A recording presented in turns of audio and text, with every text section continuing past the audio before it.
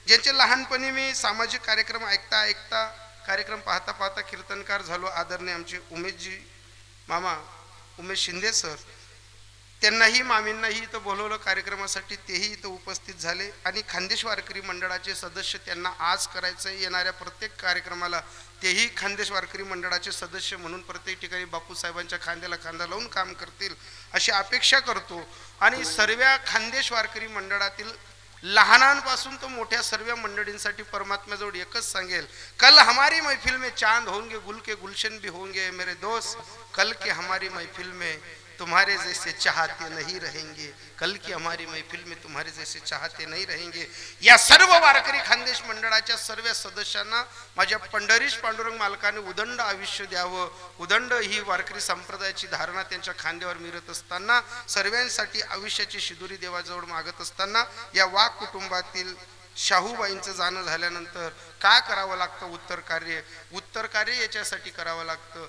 ज्या घरातनं दिवंगत आत्मा जातो त्याच्या पिंडदानाच्या अगोदर हरिपाठाची किंवा कीर्तनाची प्रवचनाची सेवा त्या अंगणात झाली पाहिजे. हरिपाठ कीर्ती मुखे जरी गाय आणि पवित्रची होय देह त्याचा, सांगणारा पवित्र होतो, ऐकणारा पवित्र होतो, घरातली दुःखी लोक पवित्र होतात, ती वास्तू पवित्र होते. पण महाराज ही जिवंत लोकांना फायदा, गेलेल्या लोकांना काय फायदा? ज्ञानदेव म्हणे झाला हरी पाठ, पूर्वजा वैकुंठ मार्ग सोपा.